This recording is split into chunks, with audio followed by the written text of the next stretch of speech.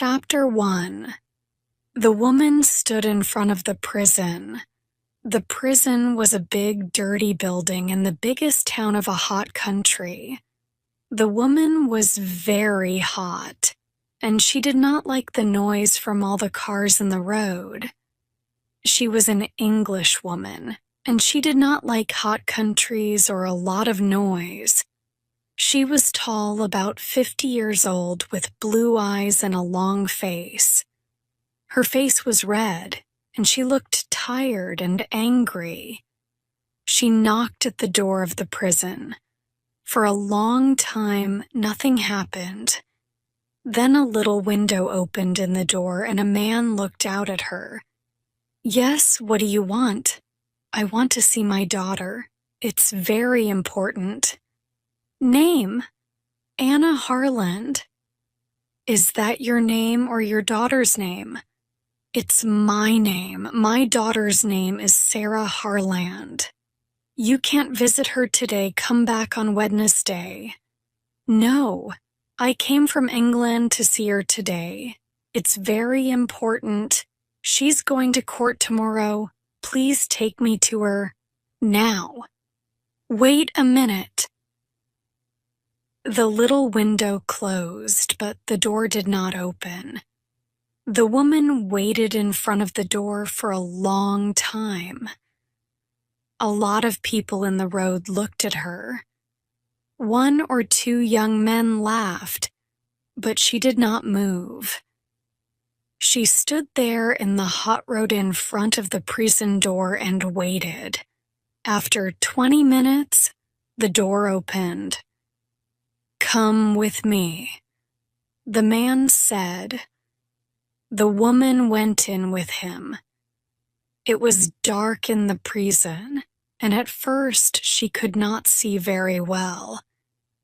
She walked for a long time, past hundreds of doors. Then the man opened one of them. "In here," he said. "You can have 10 minutes." Anna Harland walked into the room, and the man went in after her. He closed the door behind him. There was a table in the room and 2 chairs. On one of the chairs sat her daughter, Sarah. She was a tall girl, about 19 years old, with big blue eyes. "Mother," she said, "I'm very happy to see you." And she got up and began to run across the room to her mother. "Sarah," Anna said and put out her arms, but the man moved quickly and stood between them. "No," he said to Anna. "I'm sorry. I know you're her mother. You can talk, but that's all. Please sit down at the table. I am here to watch you." The mother and daughter sat down at the table. Anna's hands were near Sarah's on the table. She looked carefully at her daughter.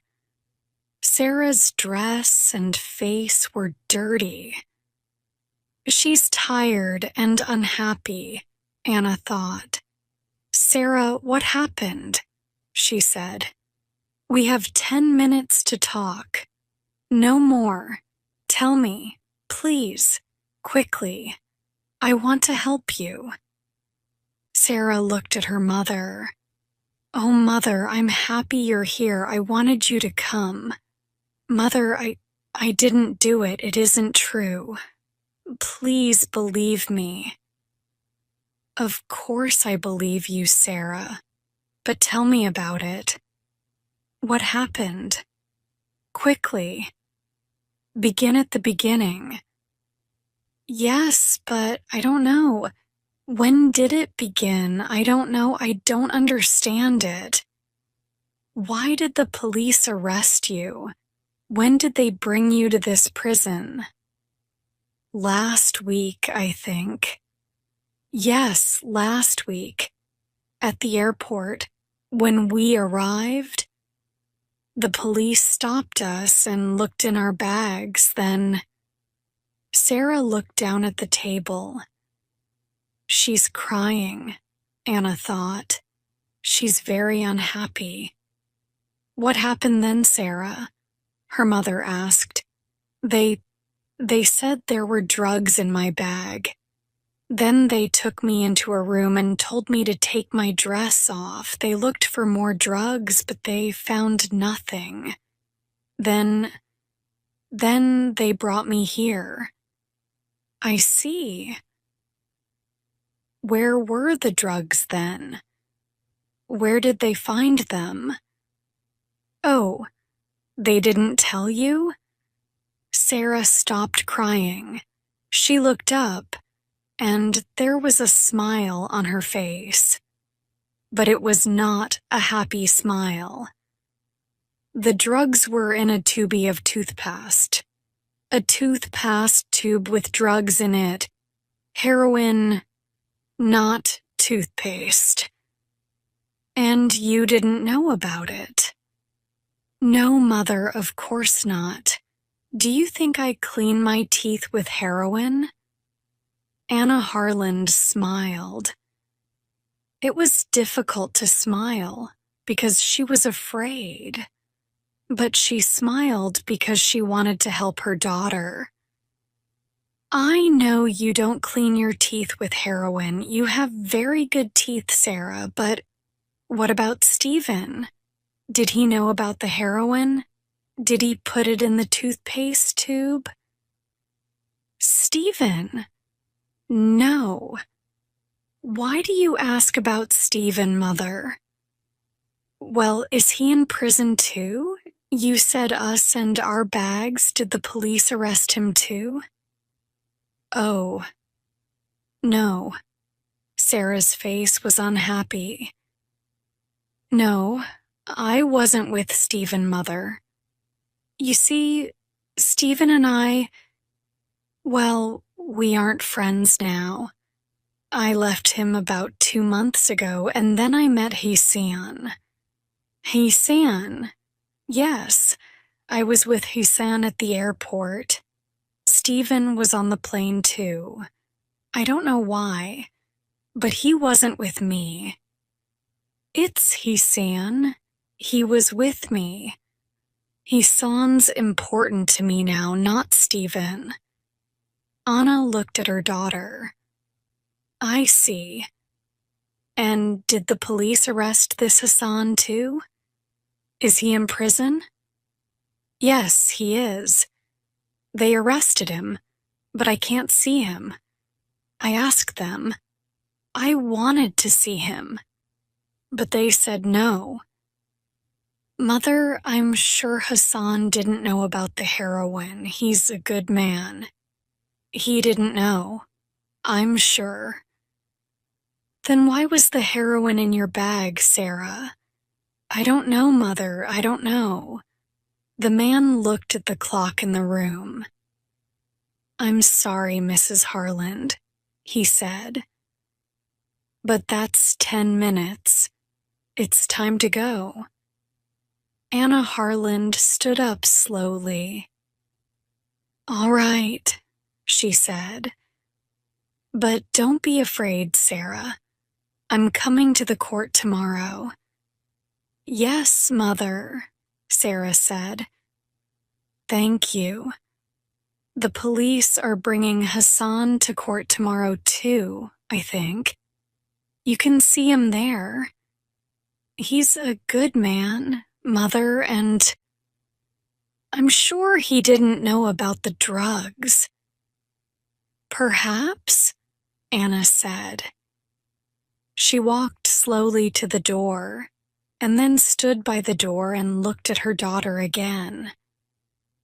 Sarah, you are telling me the truth, aren't you? Sarah began to cry again. Yes, Mother, of course I am. I always tell you the truth, you know that. Anna smiled. Yes, Sarah, she said quietly. Yes, I believe you. She went through the door, and the man went out after her. Sarah sat quietly at the table in the room and looked at her hands. Yes, she thought. I told you the truth, Mother. I always tell you the truth. But I didn't tell you everything. She put her head in her hands. Chapter 2. Anna Harland left the prison and went to talk to the police. She waited a long time in a small office, but after an hour, a policeman came into the room. He was a big man, about 55 years old, with brown eyes and a nice smile. He moved very slowly and quietly. "Good afternoon, Mrs. Harland," he said. "My name is Detective Inspector Aziz. I arrested your daughter 3 days ago. I'm very sorry for you. This is a very unhappy thing for a mother." "It's a very unhappy thing for my daughter, Inspector," Anna said angrily, "because she didn't do it. She's innocent, you know. She knows nothing about those drugs." Detective Inspector Aziz looked at her carefully for a minute. He did not know many English women. She has an interesting face, he thought. Very blue eyes and a long nose. She is not afraid of me, and she is not crying. Perhaps she wants to know the truth. Perhaps she can help me too.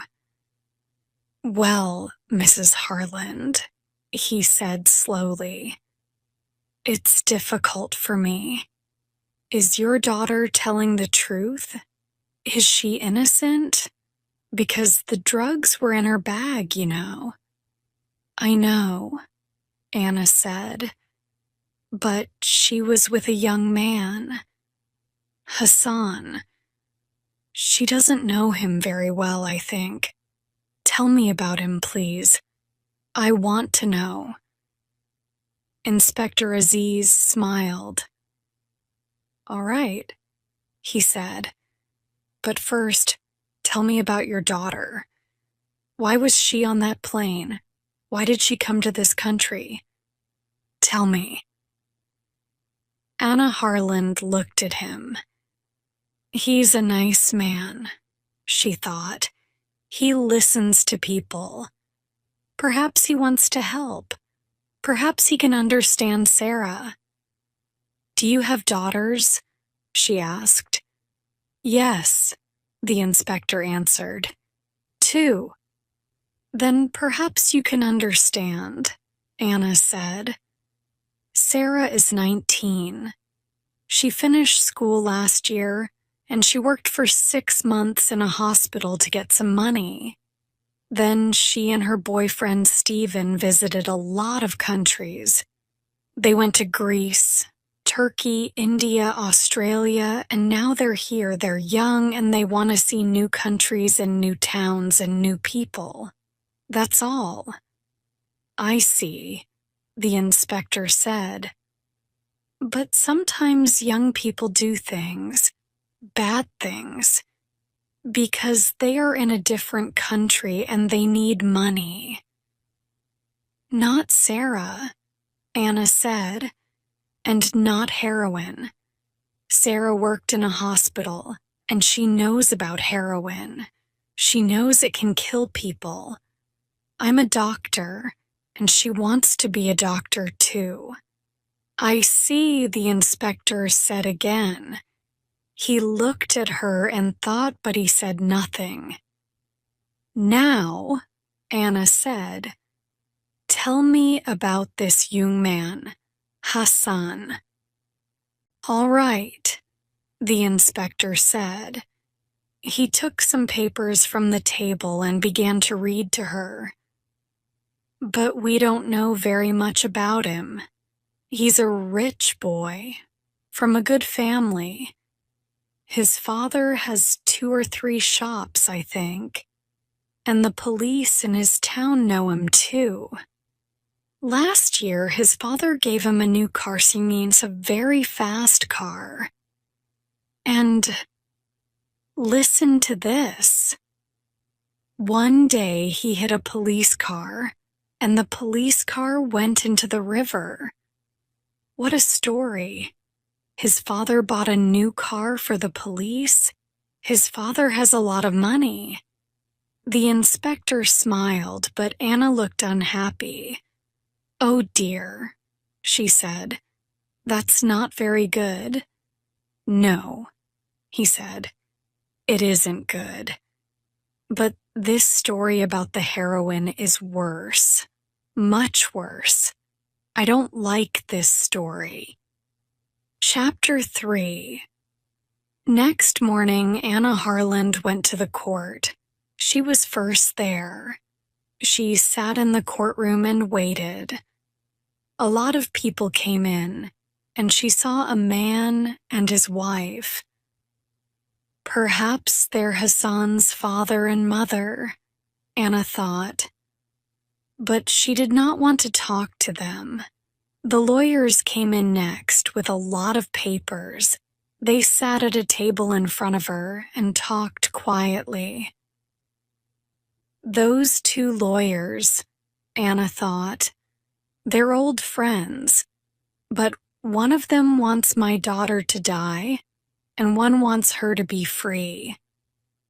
After the lawyers, the jury came in, 12 people, men and women. They sat down and watched the lawyers. They looked at Anna and then talked quietly about her.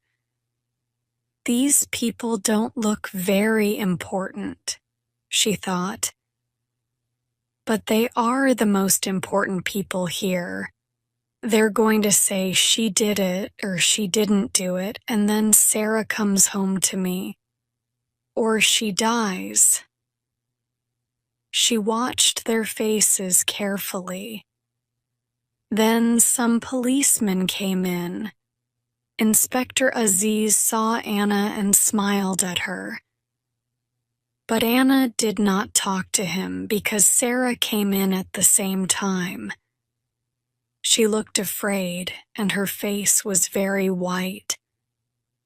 She looked across the courtroom, saw her mother, and gave her an unhappy smile. There were 2 policemen behind Sarah, but Anna did not look at them. She looked at the tall, dark young man next to Sarah, Hassan. He's about 20 years old, Anna thought. He's very tall, but he has a nice face and very beautiful dark eyes. Sarah likes him, and I can understand that, but he looks very unhappy too, and afraid. His hands are moving all the time. Hassan looked at Sarah and smiled. She smiled back at him. Anna wanted to talk to Sarah, but just then a policeman said loudly, "I'll stand, please." Everybody stood up, and the judge came into the courtroom. He went to his chair and sat down. The police lawyer began. "These 2 young people came into our country last week," he said. "The young man lives in this country, and the young woman is English. At the airport, the police looked in their bags, and they found 3 tubes of toothpaste. These tubes of toothpaste." He had the 3 tubes in his hand, and he looked at them. Everybody could see them.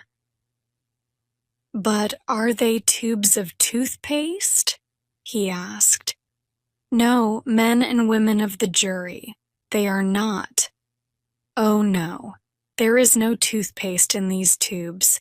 There is heroin in them. Yes, heroin.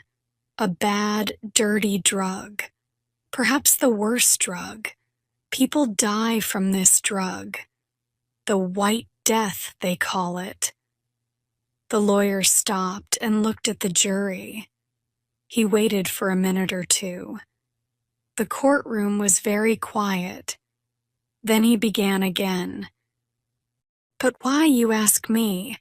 Why did these two young people have this heroin in their bags? I can tell you.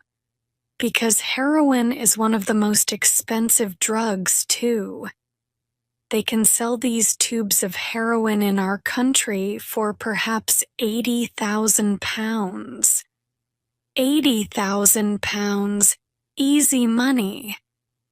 And men and women of the jury, many people in our country, young people, school children too, take this drug.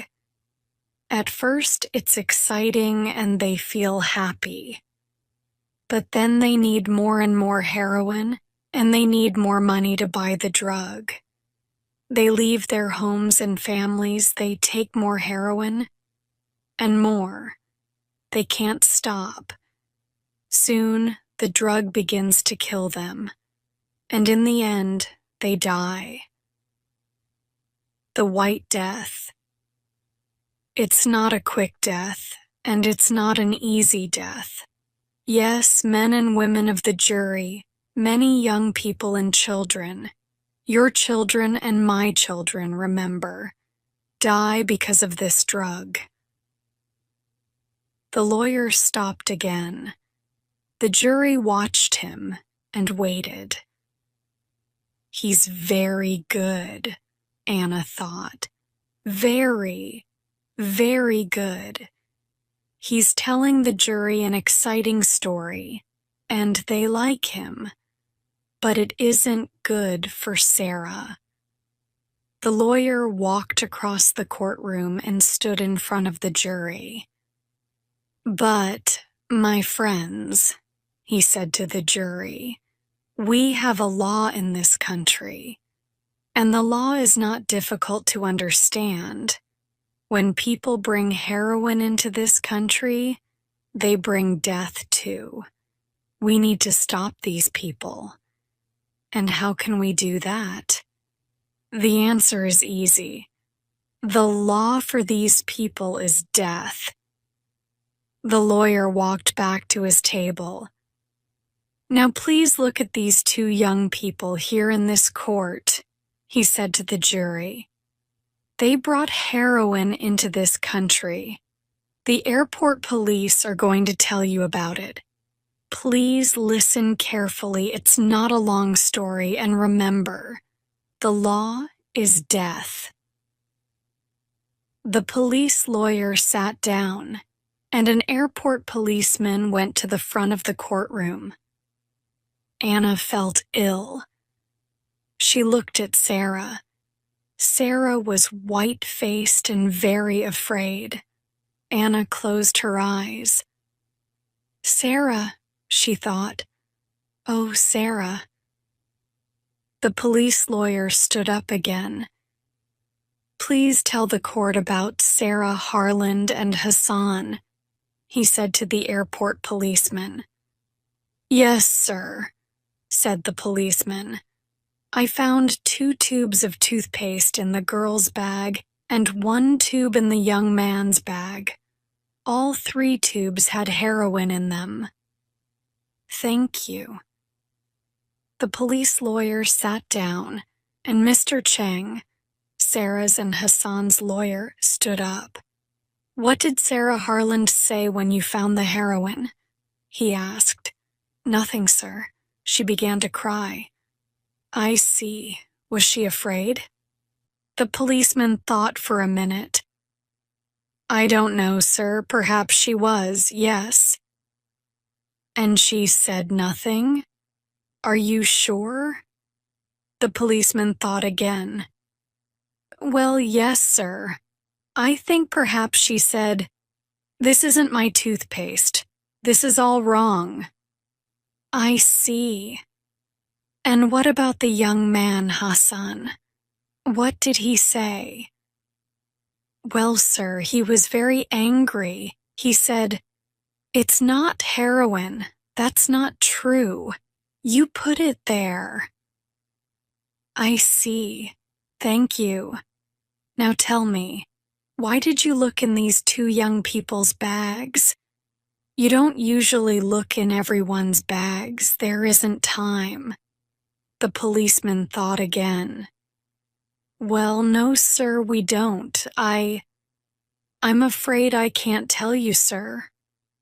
What did you say? Mr. Cheng asked very angrily. Of course you can tell me. This is a court of law. He looked at the judge. This is a very important question. We need an answer. The judge looked at the airport policeman. I'm sorry, he said. Please answer the question. The court needs to know the answer. Yes, sir. Well, you see, there was a telephone call. Someone telephoned me before the plane arrived. The telephone caller said, there's some heroin on the plane. A young man and a young woman are carrying it. I see, Mr. Cheng said. He smiled. That's very interesting. And who made this telephone call? I don't know, the policeman said. It was a man, and he talked in English. I don't know his name. Suddenly, Anna heard a noise. She looked behind her at the door of the courtroom. A tall young man came into the back of the room. Anna knew him at once. It was Stephen, Sarah's old boyfriend. A policeman took him to a chair near Anna. He saw Anna, and for a second he looked afraid. But then he smiled and sat down next to her. Mrs. Harland, he said quietly, it's good to see you. When did you arrive? Yesterday, she said. Why are you late? I couldn't find the court, he answered. He looked very unhappy. Tell me how to help, he said. I want to help Sarah, but what can I do? I was on the plane too, but I couldn't help her. I don't want her to die. Stay with me, young man, Anna said quietly. We can help her, I'm sure we can. Later that morning, Sarah went to the front of the courtroom. Her face was very white, and her eyes were red with crying. Her lawyer, Mr. Cheng, began to ask her questions. Now, Miss Harland, why did you come to this country? He asked quietly, and smiled at her. Because I like going to different countries. I want to meet new people. And why were you with this young man? Because... Sarah stopped and looked down at her feet. Nobody could see her face. She began again, very quietly, but nobody could hear her. I'm sorry. We can't hear you. Can you say that again, please? Sarah looked up. She looked quickly at her mother and then at Hassan. Because I love him. Anna felt old and tired. She looked at the tall young man with the beautiful dark eyes.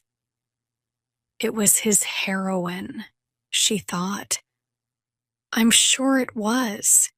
He buys and sells heroin and he put it in my daughter's bag. And now she says she loves him. Stephen sat next to her. He did not move, and he watched Sarah all the time. But she did not look at him. Mr. Cheng waited a minute, and then he questioned Sarah again. Did you know about the heroin in those tubes of toothpaste? He asked. No, Sarah said quickly. Of course I didn't. And what about Hassan? Did he know about the heroin? Please think about your answer. No, I'm sure he didn't know. It wasn't our heroin. Sarah's blue eyes were angry. We didn't put the heroin in the toothpaste tubes. We're innocent. Thank you, Miss Harland, Mr. Cheng said quietly and sat down. The police lawyer stood up. Miss Harland, how much money did you have in your bag? About 50 pounds, I think. That's not very much. This is an expensive country, you know. How much can you buy? With your 50 pounds? Sarah did not have an answer. I don't know, she began. I usually live very cheaply. Did you need more money? The lawyer's questions came quickly now. Of course you needed more money. You wanted to sell that heroin. You wanted to be rich, is that right? No, that's not true. The lawyer said nothing for a minute. He looked at the jury and smiled. Then he said, Do you think toothpaste is very expensive in this country, Miss Harland? No, I don't think, I don't know. Well, I can tell you it isn't. Toothpaste is cheap here. So why did you bring 3 tubes of toothpaste with you? How often do you clean your teeth, Miss Harland? 6 times a day, or 7 or 8 times a day, perhaps. Sarah looked very unhappy. No, I don't know. Hassan? Yes, the lawyer said quickly. Hassan.